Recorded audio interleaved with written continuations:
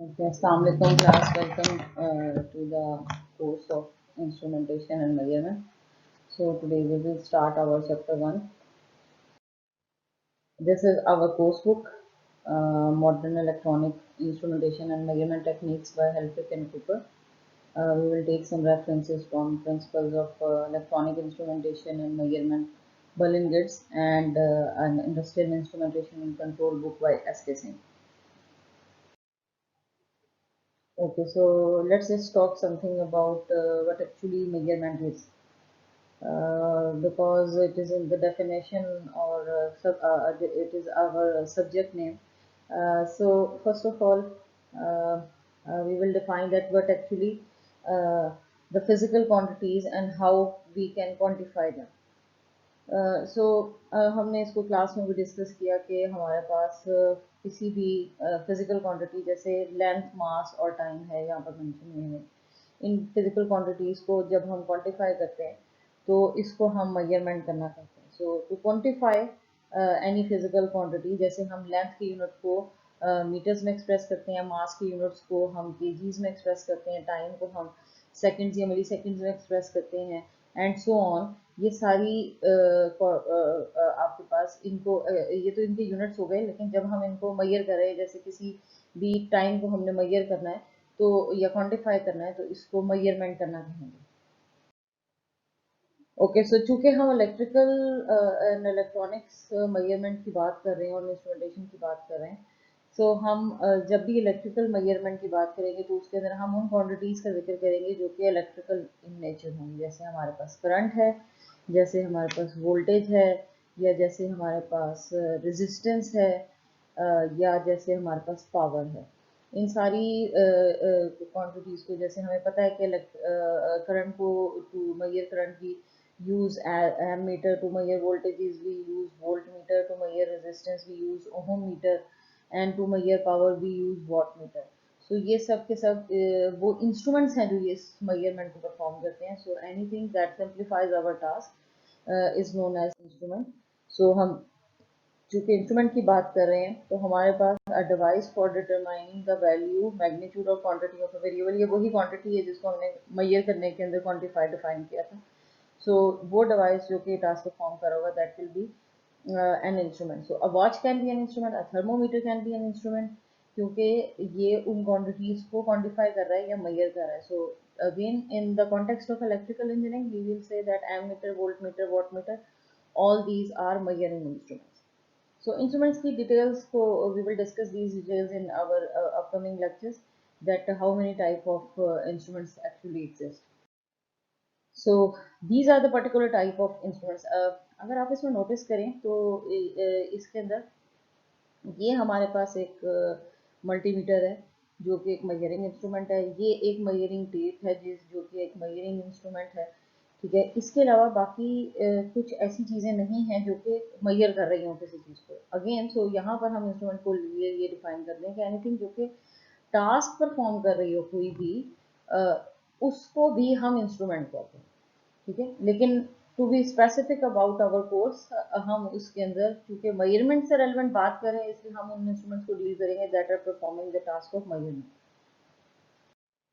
Okay so हमारे पास ये वही जो भी हमने डिस्कशन की थी कि इंस्ट्रूमेंट्स की क्या क्या टाइप्स होती हैं so electrical instruments and mechanical instruments electronic instruments so to start with we will discuss our discussion with electrical instruments later on hum at the end of this course we will discuss about electronic instruments so again we have two categories further absolute and secondary instrument so ये इसको हम बहुत detail के अंदर अपने upcoming lectures के अंदर पढ़ेंगे कि what actually are absolute or secondary instruments these instruments basically one those are calibrated by a standard instruments are known as secondary instruments so जितने भी हम अपने डेली यूज में इंस्ट्रूमेंट्स या इंडस्ट्रियल यूज में इंस्ट्रूमेंट्स यूज करते हैं they belong to this category they are further divided into analog हमें पता है एनालॉग वोल्ट मीटर भी होता है और डिजिटल वोल्ट मीटर भी होता है so these two are those further deviance we will discuss these deviance next and these are indicating instruments integrating instruments and recording instruments ये वो final deviance हैं इनको भी हम upcoming अपने कोर्स के अंदर further enhance करेंगे ओके, तो एब्सोल्यूट इंस्ट्रूमेंट्स को जैसे मैंने भी आपको बताया कि एनी इंस्ट्रूमेंट जो कि एब्सोल्यूट हो, उसका कंपैरिजन किसी भी चीज़ से ना हो। इसको अगर हम अपने प्रीवियस फिजिक्स के रूल्स को रिकॉल करें तो अगर आपको याद हो तो हम कहते थे कि एसआई सिस्टम ऑफ यूनिट्स के अंदर हमारे पास मास का यूनिट 1 किलोग्राम होता है। और 1 किलोग्राम वो कैसे डिफाइन होता था 1 किलोग्राम? हम कहते थे जी कि हमारे पास एक प्लेटिनम इरिडियम का सिलेंडर है जिसका वेट 1 किलो, जिसका जो वेट है that weight is actually 1 kilogram. Anything जिसको आपने 1 किलोग्राम के तौर पर एक्सप्रेस करना है उसका वेट उस सिलेंडर के इक्वल होना चाहिए। इसको कहते हैं स्टैंडर्ड क्वांटिटी। जितने भी ऐसा यूनिट्स आपने फिजिक्स में पढ़े थे उसके अंदर आपको याद हो तो हम platinum iridium kept at some constant temperature और pressure at पेरिस लेबोरेटरी में प्लेस किए हुए ऐसे स्टैंडर्ड यूनिट, तो उससे कंपेयर करते थे। सो यहाँ पर भी हमारे पास स्टेजन गैल्वानोमीटर, ये एब्सोल्यूट इंस्ट्रूमेंट है। ये वही सस्पेंशन टाइप का एब्सोल्यूट इंस्ट्रूमेंट होता है जिसके अंदर डिफ्लेक्शन ऑफ द पॉइंटर को हम डिफ्लेक्शन थीटा को हम डिटरमिन करते हैं बाय रिफ्लेक्शन ऑफ लाइट।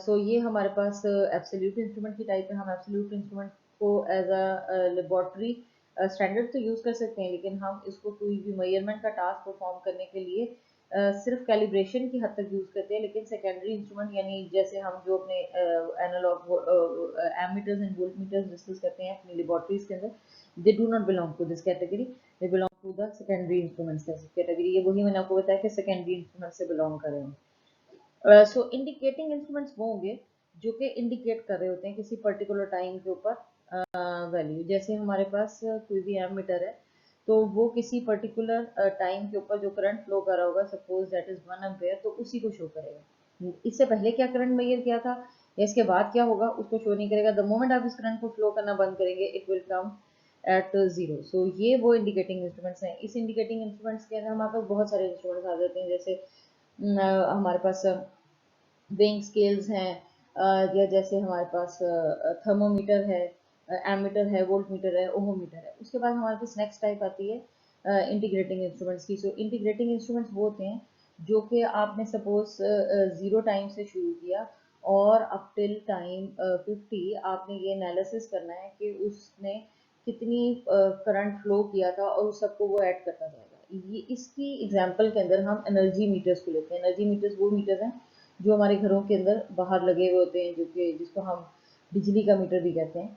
सो उसके अंदर होता क्या है कि आपके पास डे 1 से लेके at the end of day 30 आपके पास जो इलेक्ट्रिसिटी कंज्यूम हुई होती है वो आपके पास पावर किलोवाट एंड जितने टाइम के लिए कंज्यूम हुई होती है उसको आर में कन्वर्ट करते हैं और इस सारे को ऐड कर देते हैं। तो ये ऑल सेट्स ऐड हो गए, यानी 0 से 50 तक को हमने इंटीग्रेट कर दिया। That's why these instruments are called integrating instruments. Our next category basically record करती है और इनको हम ट्रेंड रिकॉर्डर्स भी कहते हैं। रिकॉर्डिंग इंस्ट्रूमेंट के अलावा ट्रेंड रिकॉर्डर्स भी कहते हैं।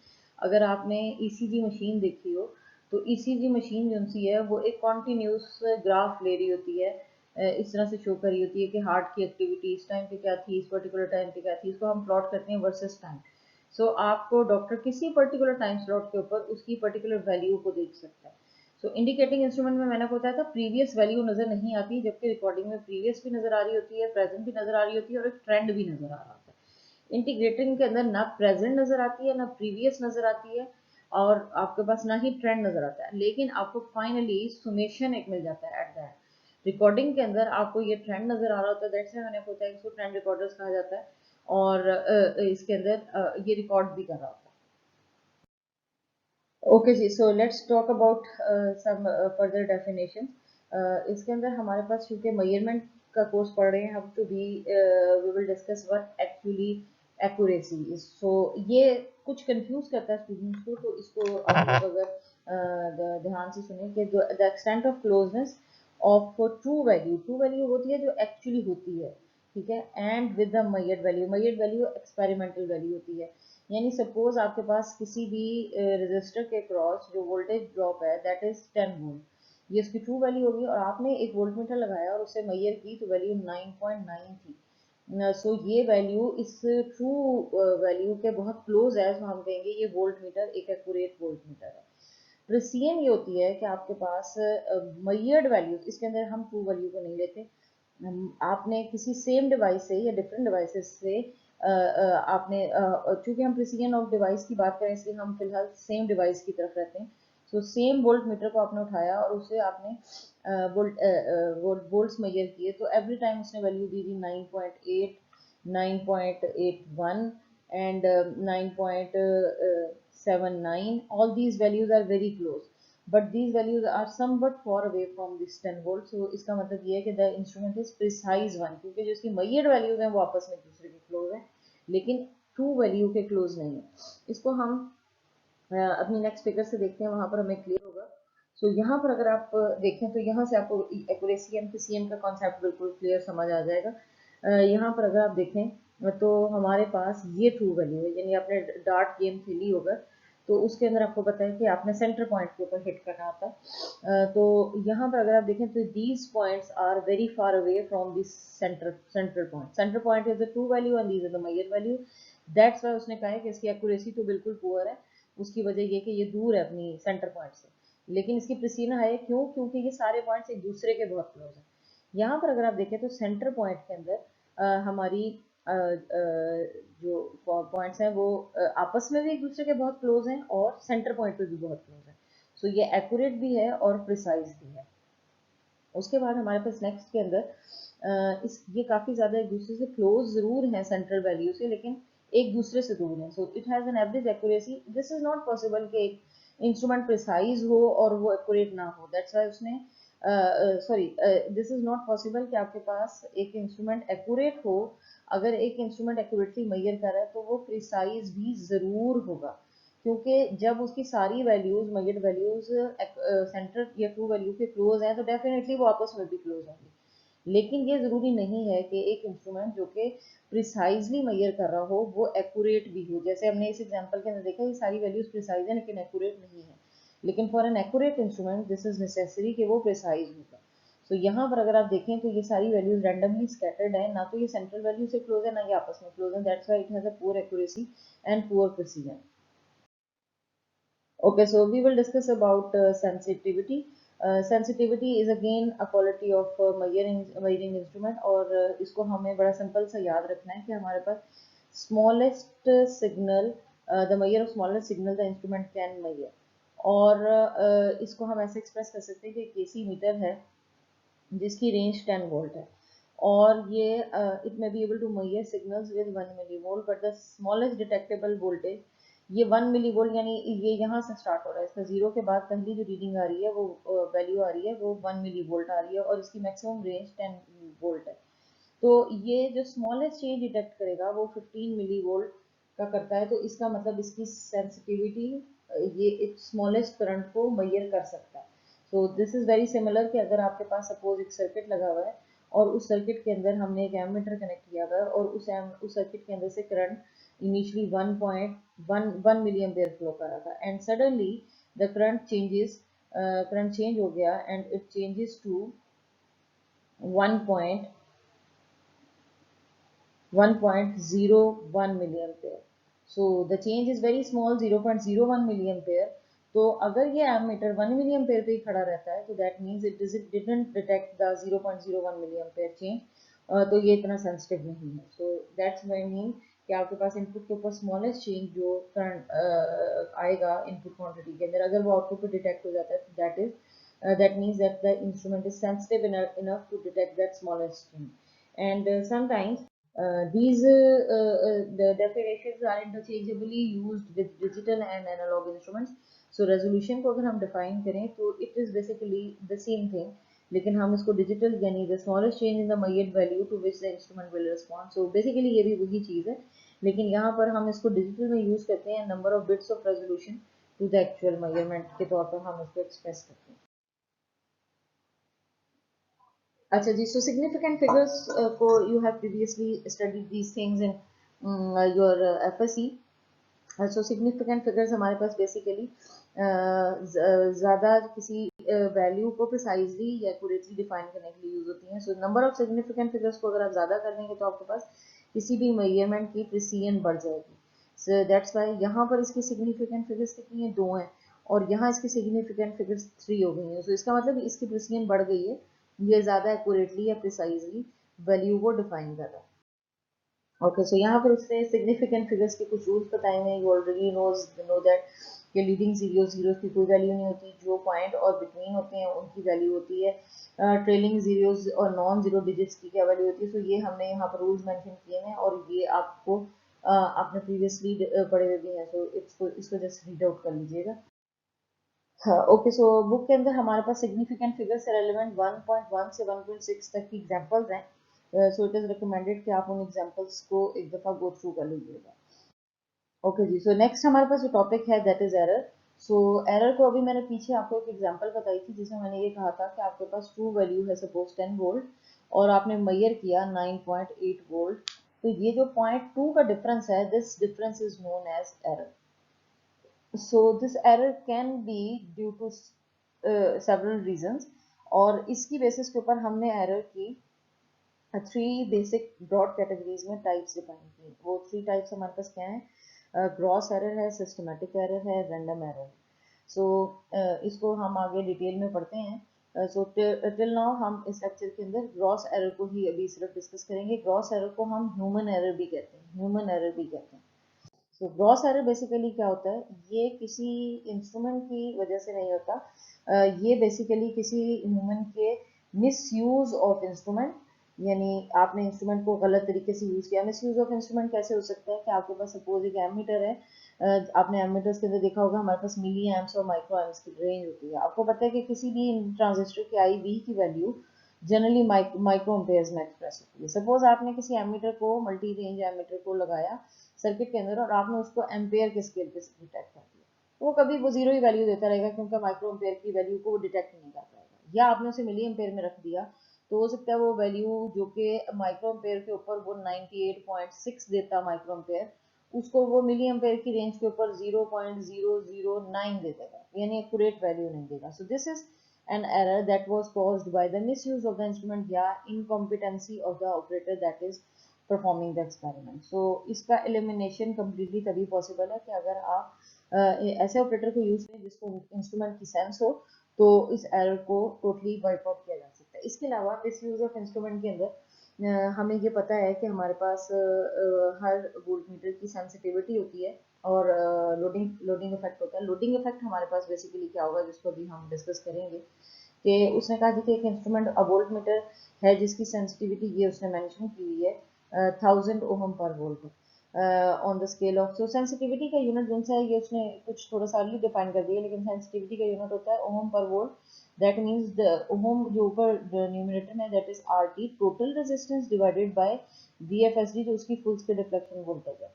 सो ऑन इट्स 150 वोल्ट स्केल, ठीक है, 150 वोल्ट उसका फुल स्केल वोल्टेज रेंज थी जिसके ऊपर वो 1000 ओम पर वोल्ट मेजर करता है। सो हम इस फार्मूला को यूज करते हुए इसकी टोटल रेजिस्टेंस निकालते हैं कि एक्चुअली इसकी टोटल रेजिस्टेंस है कितनी।